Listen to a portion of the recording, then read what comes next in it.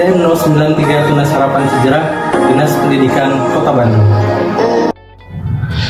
Kita memahami bahwa aspek perkembangan anak menjadi bagian yang sangat penting untuk dikembangkan dan terus dioptimalkan. Havigers telah menjelaskan bahwa perkembangan sosial perlu menjadi perhatian khusus selain perkembangan fisik, kognitif, dan emosional anak. Ini didasarkan bahwa anak usia sekolah memiliki hubungan sosial yang luas, baik dengan keluarga, teman, atau orang dewasa. Jika kita melihat anak usia sekolah dasar, karakteristik perkembangan sosialnya adalah anak sudah memiliki keinginan untuk diterima atau penyesuaian diri oleh teman sebaya sebagai anggota dalam kelompok. Perluasan hubungan pertemanan ini menjadi bagian yang sangat penting dalam fase sekolah dasar. Faktanya di sekolah bahwa banyak anak yang dikucilkan, seringnya perilaku agresif yang dilakukan oleh anak kepada anak yang lainnya. Rendahnya perilaku sosial negatif yang dialami oleh siswa, atau yang paling parah adalah terjadinya tindak kekerasan yang dialami oleh anak-anak.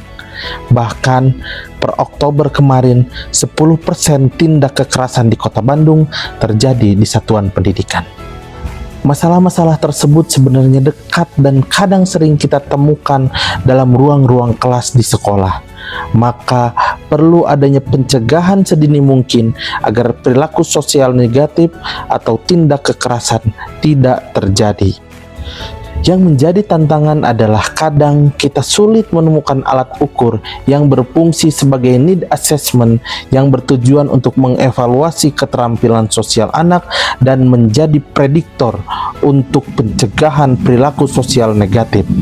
Selain itu, kita terkadang hanya bertindak setelah adanya kejadian tindak kekerasan, sehingga sifatnya adalah hanya layanan responsif.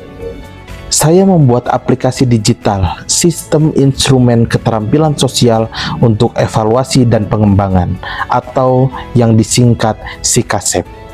Ini merupakan alat ukur yang digunakan sebagai need assessment dalam mengukur keterampilan sosial siswa sekolah dasar.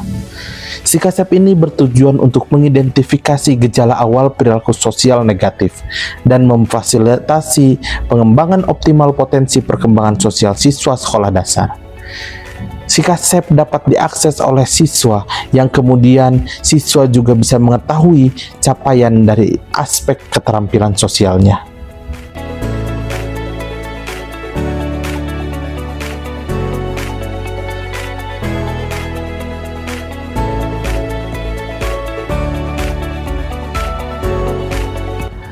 Dalam pelaksanaannya, SIKASEP telah saya gunakan dalam mengidentifikasi keterampilan sosial siswa dan juga menjadi pertimbangan dalam rancang pengembangan keterampilan sosial siswa yang efektif. Dalam proses pengembangannya, saya menggunakan program Kamis Bermain yang dilakukan setiap 2 minggu sekali selama semester ini.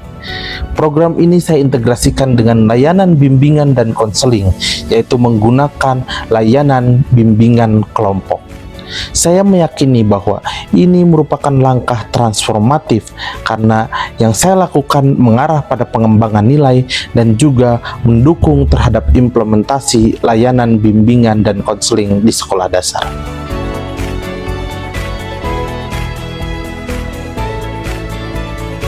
Aksi nyata SIKASEP ini merupakan inovasi baru dalam memberikan layanan pendidikan dan pengembangan nilai pada anak.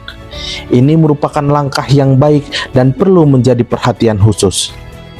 Sebagai bentuk refleksi, saya telah melakukan beberapa riset berkaitan dengan keterampilan sosial, dan tentu ini menjadi pendukung terhadap pengembangan keterampilan sosial siswa ke depan, khususnya di sekolah dasar. Semoga langkah ini terus menjadi motivasi bagi semua pihak untuk melakukan transformasi pendidikan yang lebih baik.